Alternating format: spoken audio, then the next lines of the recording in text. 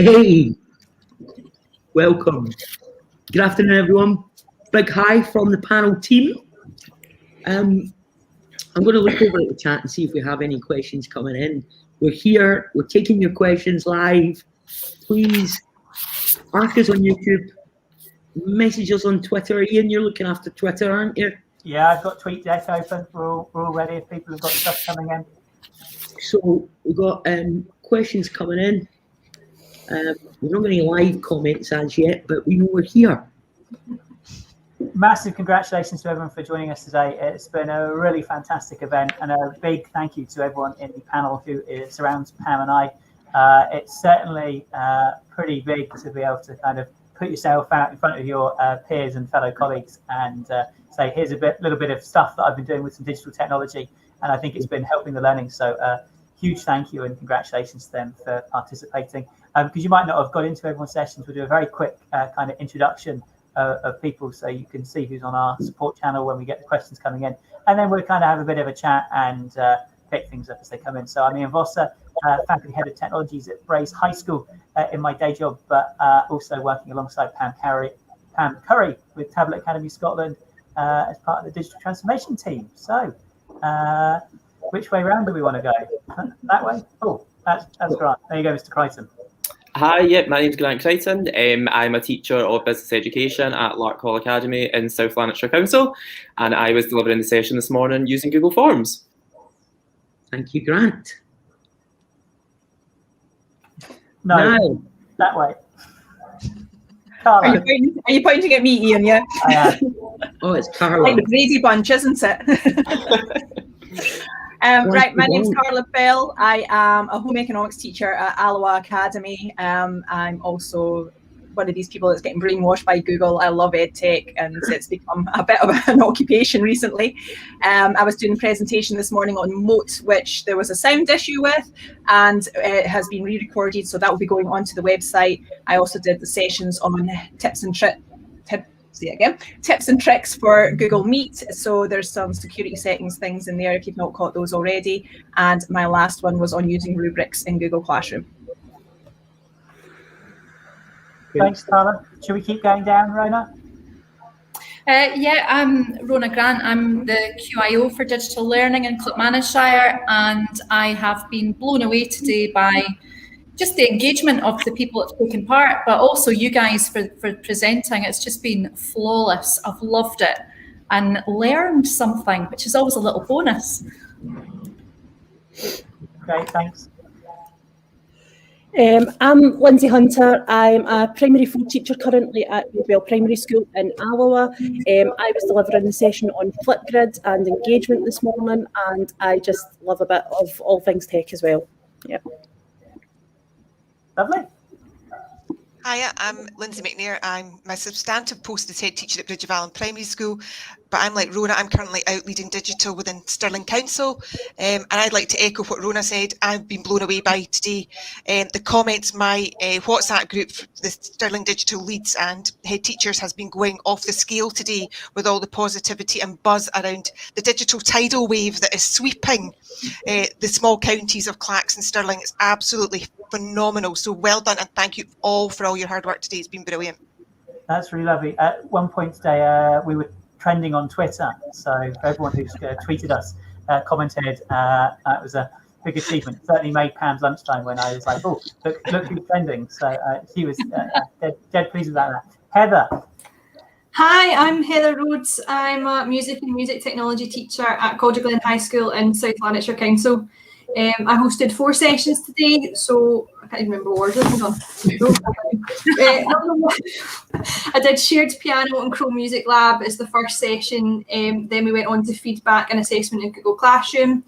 I did a Jamboard session, which we got people involved in, and we put some sticky notes on and were saying that they love this feature, which I thought was great.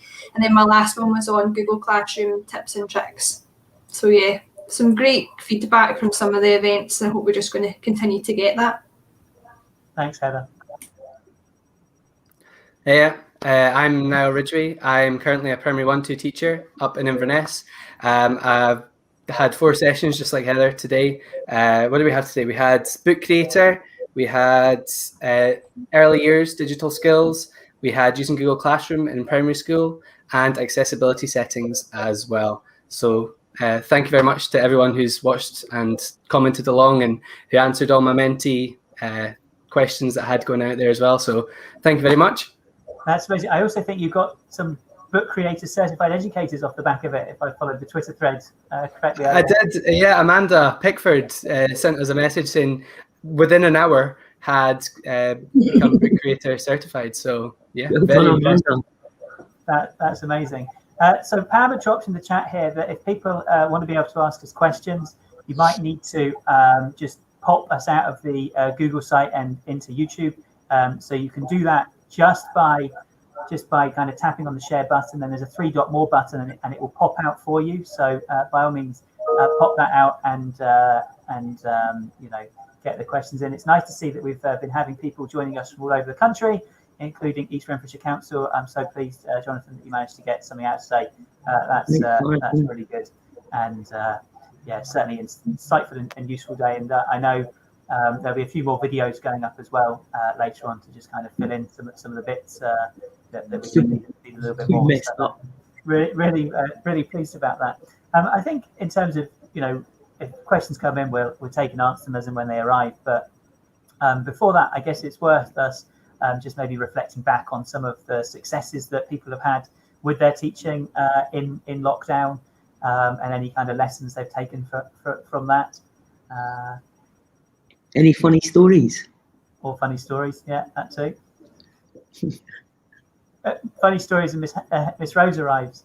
Have you got any funny stories? What, no, just in general? No, about live teaching. No.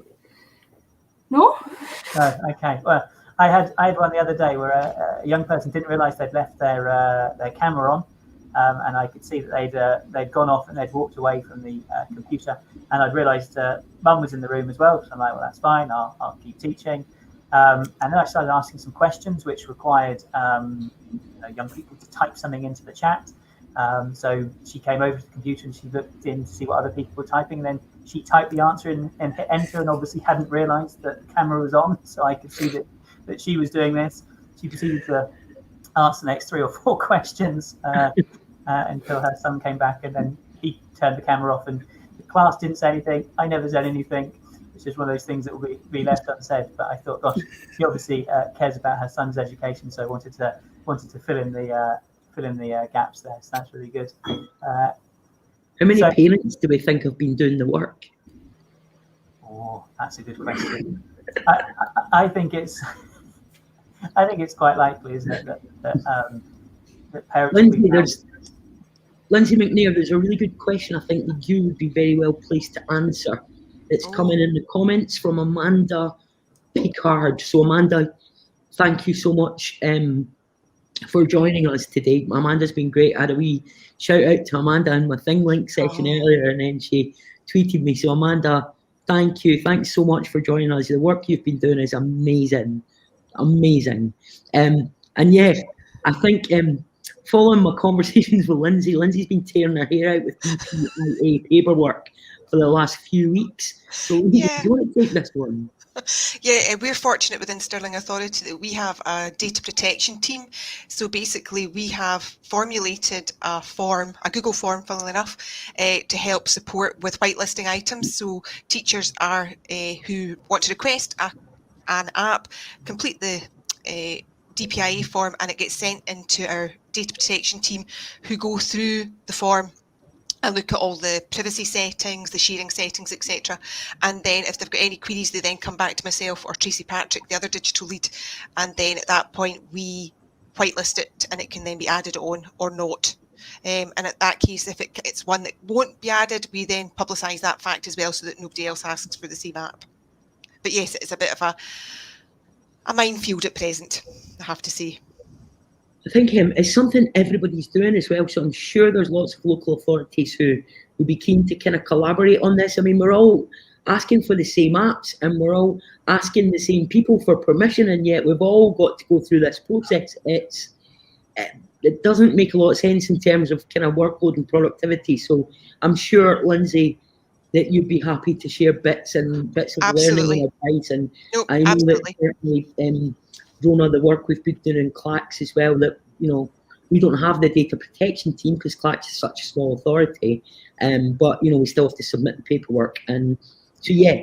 And do you know what? There's lots of extensions and apps and add-ons that have already been approved by other local authorities. So if we can just get their paperwork, it should just be a formality getting that approved for yours. But it's just an unnecessary evil, I think. I think in terms of, you know, encouraging local authorities to work together and pool resources, especially when it comes to data protection issues, and I think it's fair to use the word issues because they are either issues or struggles, aren't they?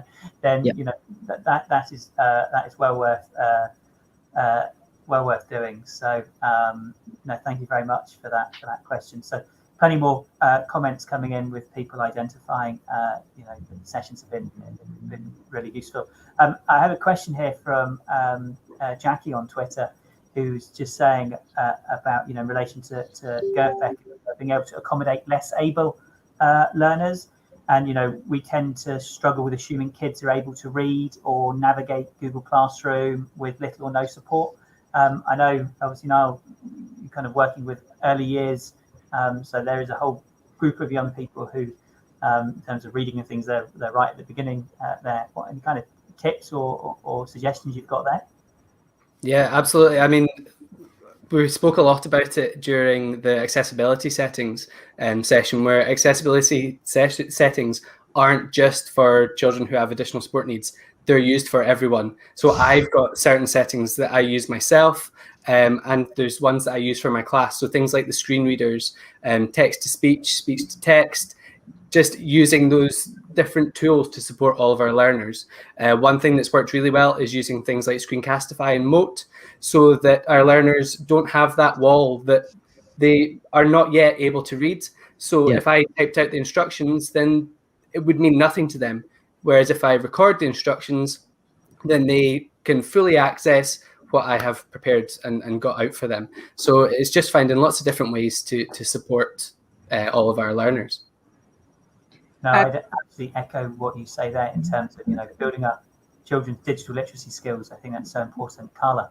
Yeah, I'd just like to chip in here as well. From a parent's perspective, I have a son who has who struggles quite severely with dyslexia, and the first lockdown, a lot of the work was done beforehand. He was receiving it at the beginning of the week, and it was great because he could work his own way through it. Now there's very much seems to be, I'm not sure it's a pressure as such, but there seems to be almost a push for more live lessons, and that doesn't work for him. So one of his teachers, one of your colleagues, Ian, had a problem with some live lessons, so he put his things onto YouTube, and that's been brilliant because he's able to go in, pause the video, take the notes, do what he needs to do, and then move on. So though we're pushing for live, it's not necessarily the best in every case. And I guess that's the case of knowing the learners, isn't it? In terms of, you know, we spoke this morning a bit about that balance between asynchronous and synchronous learning. And I would also say, you know, I'm a mum of 3, and where I stay just along the road from Pam, I don't have as good broadband as Pam, and it's trying to get 5 of us on on live at any one point doesn't work. So it's that way where you're just like grappling. It's like, I've got a meeting, we go, move, and and it's that point where a recorded lesson is fab because you can just go on to a point, they can watch it, rewatch it, and it just makes more sense at times. So yes, there's a place for live lessons, but there's also a place for recorded and for other tasks as well. So. Right, I hear what you're saying about the kind of pressure. It was almost like there was a kind of, I think there was maybe a bit of a pressure from parents that seemed to materialise. There seemed to be a bit of pressure coming from government as well, and I think along the way there's been this kind of misunderstanding of what, you know, effective remote teaching is, and there's been this kind of misunderstanding that it needs to be live lessons on a timetable. And, you know, I was kind of horrified when I saw that. You know, there's people putting out, we're just following a regular timetable and we're doing live lessons all day long, and you're like, what? You don't need to. You know, there are better ways and less stressful ways for teachers, less stressful ways for pupils and for parents. And yeah, the asynchronous one is a big one for all of us, I think, I'm sure. But it's just getting that message out there. I think there's maybe, you know, something around leadership and, you know, that message needs to be clear, doesn't it, about the the benefits. We've tried to do that throughout the sessions today. I know everyone will have done that. We're super new, aren't we, to finding our way with this? So exactly, you can understand where the desire to do, live, and I guess that's looking at your definition of a live lesson. So, if you're looking at a live lesson where you've got people on camera and you're, intensely delivering for 50 minutes, well, that would unlikely happen in the classroom. So, yes. We're not trying to create that online. Just having a teacher available during the normal period time so they can live chat. That I think is it's a great way of giving that live interaction without necessarily having that pressure of being on camera and delivering. And it's about finding what works for you and the teachers you work with, but also most importantly finding what works with the young people. Heather, Grant, you're obviously both secondary teaching full time, and what have you guys been doing approach wise? Mm-hmm. To be honest with you, I've been really quite similar to what you were just saying there, Ian. A lot of my lessons are going live for the first, say, 20 minutes, explaining what I want the young people to be working on, providing a task, etc., and then just being available for them. So being able to have a Google Meet with, say, 2 or 3 pupils who need advice on one particular part of the task, and then leaving them to go again so they can actually get on with that task, and they're not just sitting listening to me for a solid 50 minutes. Because like you say, that wouldn't happen in the class, so why try and do it now? Yeah. Yeah, I think very similar to what Grant's saying. It just depends on what kind of class, and obviously over the last couple of weeks we've been managing to monitor engagement a little bit more. My higher technology class, for example, have been doing fantastically well, and I'm getting 16 out of 23 on more or less a regular basis.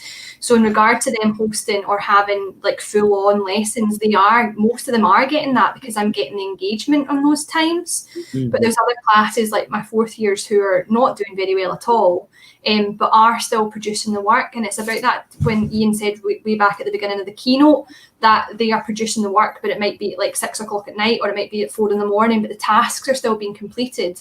So at the end of the day, I'm not particularly fussed about the task is there. I don't care what route you do to get to it being completed. Just as long as it's done, that's all we're looking for. And I think today, I'm not blowing our trumpet at all, but I think today's been a real experience in terms of us being able to deliver live, but the sessions are able for teachers to watch afterwards. And I think we've just proven it, haven't we? That's the model, isn't it? Flexibility out to everyone, that the live sessions were there for those people who could do it. Now, South Lanarkshire Council are still working today. I've abandoned all my classes, but you know what I mean? It's that when people are able to join us, they'll join us. And if that was to be for a day off or an in-service day or whatever, or whether or not they were still teaching and can catch back up on that later, I think we've proven that that's the way to go. And I think, when you looked at, I took a look at engagement at lunchtime in terms of engaging with, staff engagement. We had 3,000 views by lunchtime across the streams, which is just an incredible amount to think of that level of engagement. So no, certainly, thank you very much. That's for that. Amazing. I guess talking about engagement kind of leads me on to another question in terms of, I guess that's something that some people have struggled with a little bit. They've found they haven't got the levels of engagement from young people that they might like or would hope. So I don't know if anyone's got any kind of tips or thoughts about how we encourage engagement or keep up the good engagement that is happening. Carla? Well, something we discovered early on in lockdown, we don't have one-to-one devices for our students, and we were putting out work in Google Docs and slides, and there was a lot of students accessing this work on their mobile phones, and they were still trying to do the work, but they need to have the apps downloaded for that, and it wasn't working very well for them. So what we discovered ideally is if we can put all the work into a form, and then they can access that through a web link. Even better if we can put it into a form in a web page, and then we can have the slides on there as well, and they can view all of that within their mobile phone or their iPad very easily without any additional downloads. So that's kind of where we found to be really successful. This time around, we're seeing more students have got their own devices, and it's a little bit better, and we're being a little bit more creative with it. But certainly if you know that families are struggling to get access to a device, then if that's the issue that's preventing them from engaging, then that's maybe something you need to look at. And when you think about it, video content on a mobile device is just going to work a treat. Yeah, they do it all day anyway. TikTok, Facebook. They're all young people don't use Facebook anymore. I'm told. Sorry. No. Just those uncool older ones. Videos for everything. I mean, I have to give a huge shout out to one of my colleagues, Nicole Lynch, as well, because she's been doing these amazing TikTok cooking videos. So you've got like a 30-second cooking thing on how to make pancakes and stuff, and it's brilliant. Even if they don't make the pancakes, they're still engaging. They still know to put eggs and flour and milk into a pancake mixture. You know, it's learning. It's micro learning, isn't it? That's what they call it. So. Notice you've been taking a foray into the world of TikTok as well. I did one. Nice. Well, just to embarrass my daughter. I think teacher talk. We're recruiting for. Sorry. What was that? We're recruiting for 3 kind of young people at the moment in Tablet Academy and also in CoLab, and that's going to be their job. Micro tech tips on TikTok. Sounds like a great job for our young apprentices. Oh, your biggest problem with that is going to be thinning them out, because they're all going to have such high skills in that area. Yeah, I think my 3 teenagers would disown me if I went on TikTok. Oh, Lindsay, go for it. So we've got a question here from David come in. When we have all the learners back in our buildings, what do you feel we need to focus on in terms of their digital literacy so that our learners can fully utilise the tools that were showcased today? And I think that's a really good question. Mr. Crichton, do you want to kick us off with an answer? As someone who's taught a bit of digital literacy in their time. Sorry, bear with me. I'm losing you there. So, Mr. Crichton's in the depths of Dumfries and Galloway. So, the satellite link might be a bit slow. No, I'm back. Okay. Sorry. So yeah, the question about improving digital literacy to utilise the tools that we showcased today. Oh God, that's a big question actually. I would say, to be honest, that my personal opinion on it is confidence, and having confidence in using all the different products that we're using, but just general technology and the ability to switch between different platforms. I feel that young people can quite often become quite daunted by saying they know how to use Microsoft products or they know how to use Google products, but really trial and error is the biggest part of it. So having that confidence and that ability to switch between different platforms and understanding that, yes, they can try things out. And if it doesn't go exactly to plan, that's not the end of the world. Yeah, so I think my thinking's evolved in terms of, I came from a position of consistency, use one platform, keeps it simple. And then, I found you almost become kind of brand reliant then. Yeah. Whereas if you're actually picking the best tool from a number of different brands, then you are developing the transferable skills. So to be able to create an experience where, for instance, Google Sites is a fantastic website making tool. I would say, even if you're using Microsoft Teams to deliver your teaching, you should still be getting young people to engage with Google Sites, because that is such a brilliant tool. But equally, you might find that there's a particular app or something that's available on an Apple device, for example. So, Carla, talking of Apple devices. Yeah, I have a bit of an Apple issue. Yeah, I mean, this is the thing as well. When you think about it, the tools that our kids have got in their hands, most kids have got iPhones, various generations of them, but they've got iPhones, and you've got fantastic tools on there. Clips is the one that springs to mind. I had Clips on my phone for years and never used it. Then I went to a session that Apple ran in Glasgow, and I was converted. You can make your TikTok videos on Clips. It's fantastic. And it doesn't take a huge, big recording studio. It doesn't take any fancy software. You're just doing tiny little short things and putting them together. It's amazing. So you can have really professional looking results, and it's all done on your wee phone. So. And, I also think when you think about how professional quality of work that young people are producing now, it's absolutely amazing. And that's because professional grade tools are available on people's mobile phones, on their tablets, in their browser. I think that's just brilliant. But Ian, I'm looking at it, I put my head teacher's hat on, the fact of being able to share learning with parents so easily.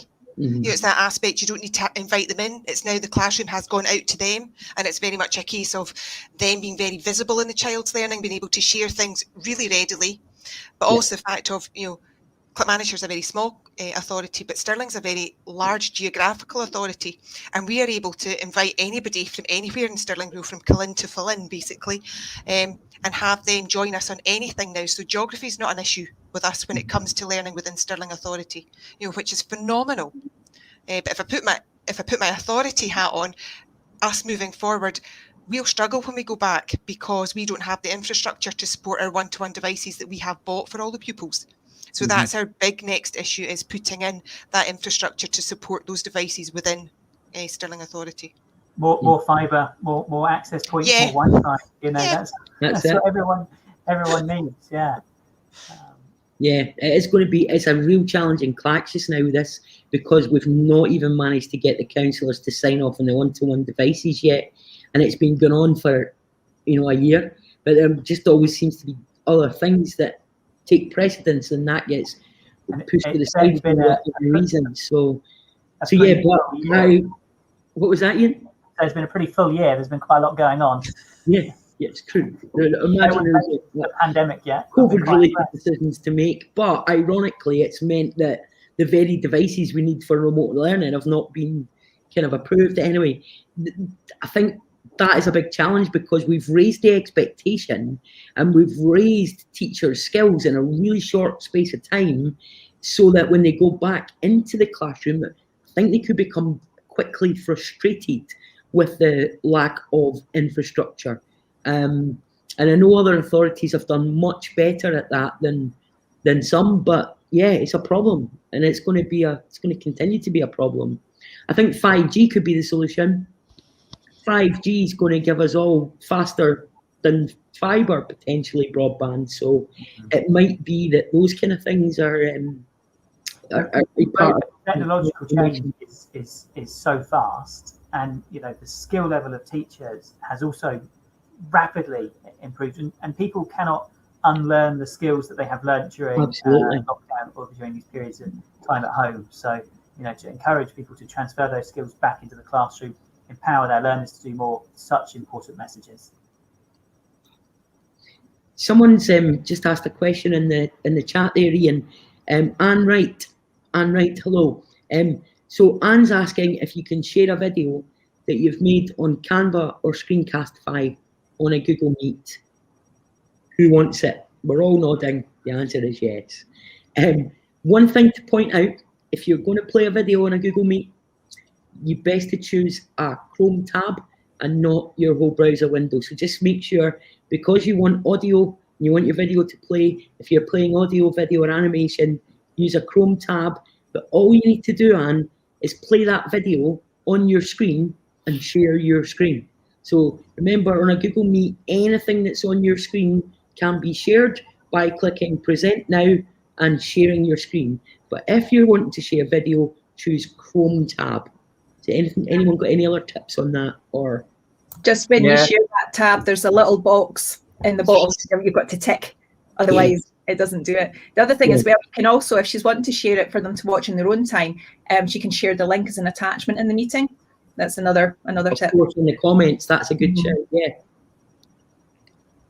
Yeah, one other thing you could do, I'll just show you, is pull your screens down to the sides as well, so you can have the Meet on one side and the video on the other. Yes. So if I'll share my screen now. This is a revolutionary approach that everybody who's running a Google Meet needs to discover. So, how do I clear everyone? Do you want to take over, Ian? You'll want to just do something on your screen. So your screen is shared. Okay, so everyone can see that? Yeah. Okay. So all I'm going to do is I'm going to pull down the screen to the right, and then I'm going to pull the next tab down to the left. And now I can see everything that's happening on the right screen. So that could be your Google Meet is over on the right. And then on the left could be your video as well. So I do this for my presentations. So if we're sharing anything with the children, I'll have the Meet on the right-hand side so I can see what they're doing, if they've got their hands up or if they're trying to speak or turn on the mics. And then on the left, I'll have the presentation, sharing an image, sharing a video, sharing the book that we're reading, anything that we're wanting to share with the class. So it's really simple. All you do is you grab the tab and just pull it down and it'll snap into place. depending on which device you're using, there may be a slightly different approach to that. So now, is that Chromebook you were on there? Chromebook, aye. Chromebook. So that's the approach for Chromebook. I think it's the same on Windows, is it? Yeah, super similar. It's the same drag. Yeah. And on a Mac, it's not the same, is it? It's you've got to like shift and hold the. Is that right, Carla? Oh, no. You can just pull it down and tap it against the side of the screen. There's also an add-on you can get for MacBooks called Magnet, and you can have about 6 different windows appearing on your screen. You need a bigger screen though to make use of it, but that's free as well to download. And that's absolutely the thing. So I've found myself, I've got lucky enough to have 2 screens. So I've been working across a couple of monitors, but you don't have 2 screens, but you do have 2 devices. Then being able to kind of have the Meet or the Teams meeting open in one device and then presenting from another device can certainly be quite useful. I certainly find if I'm presenting for something which is a bit more mobile, like a tablet or an iPad, I don't really want to be moving my iPad down and ending up with the kind of up nose camera shot, because that's never flattering. Nobody wants to see that. So, one device with the camera and the Meet open and that stays still, and then another device for kind of doing the presenting or the writing on. If you've got a touchscreen device, I find that works really nicely as well. And you know what, guys? Split screen, it's just actually an amazing technique for being productive. So if you've got, like a document open on one side and a slides deck or something on the other, it makes everything quicker because you're not jumping about. So I use split screen every single day in life just to be more productive and do things more quickly. And yeah, Mr. Fielding saying great for live Cahoots. Yeah. Spot on. I've always kind of maybe not been a huge advocate of Cahoots in the classroom. I guess I might use the term that I thought it's maybe a bit faddy at times. Mr. Crichton's smiling because maybe my views are a little stronger than that. But actually, in this lockdown here, I have been using live Cahoots and as an engagement tool for remotely. If they, that competitive element that really seems to make a difference. Yeah. So, that's really lovely. Is there any other tools that people have used that they've gone, oh, that's been really, really useful for me in lockdown? Just on the back of your Kahoot comment, there's a similar one called GimKit. I don't know if you've come across that before. And back in the classroom, my students love it. They actually beg me to play GimKits. How do you spell that, Carla? Sorry? How do you spell that? GIMKIT. Right. And what happens is they can freeze each other out. So it gets very tactical. So they work in teams. In the free version, you can have up to 5 teams, which is fine because they all want to work with somebody anyway, and they can share a device. And it's like Kahoot. It repeats the questions over again, and they change the patterns, so they have to learn the answers, which is really good for just reaffirming basic knowledge with them. But the competitive element just brings them in. And I've got a group of students who I would say generally struggle to engage in any theory at all, but those are the ones that are coming in and saying, Miss, can we do a GimKit? Can we do a GimKit? So it's definitely got them. It's about finding your hook at the end of the day, isn't it? And that's something that certainly works for them. Yeah. Gamification. Great. Any other ideas from those currently in the classroom? Just anything that you've had a little success with? My class certainly love using Edpuzzle as well, so I'll record a lot of my videos online and whack them up on YouTube for them to do. And instead of me having to give that 10 seconds thinking time and have awkward me staring at a webcam for 10 seconds, I'll use Edpuzzle instead, and it'll actually pause the video. My young people will then have to click on the correct answer for what I'm asking them. And I was laughing because my girlfriend calls me Dora the Explorer because I stop and then I'll be silent and then I'll go, great, well done. So yeah, using Edpuzzle's been class, and my class certainly love to use them. A tool I've been using a lot of is actually is WeVideo. So I know Pam did a session earlier on Screencastify. So I've been using Screencastify a lot in terms of screen recording, and that's got a simple inbuilt editor. Actually, in terms of just professionalizing those videos a little bit, I found WeVideo to be really powerful. So that's made a big difference in terms of a tool. And it's also a great way to get around the limitation of the free Screencastify. So you're limited to 5 minutes recording and editing on the free version of Screencastify. But a great way around that would be to export out, lots of 5-minute clips and then bring them together in a longer one. So yeah, it's a good little hack. Yeah, or pay for Screencastify. Yeah, you could also pay for Screencastify. If you're loving it that much. Of course, just knowing how schools find challenges around procurement. Yeah, absolutely. But yeah, it's not hugely expensive. Yeah. Great. Well, we don't seem to have any more questions coming in, so I guess we can look to wrap things up for the day. Have you got any final thoughts anyone wishes to share? I just like to say thanks very much to everyone who's attended today, because it really has kind of blown my mind how much engagement we've got, and like just to be, just the positive feedback that we've got from people as well has been really lovely. There's been times when I've been running Tablet Academy Scotland when I've thought about giving it all up, because it's been such a challenge, and people have, like, it's taken a while for people to kind of get this.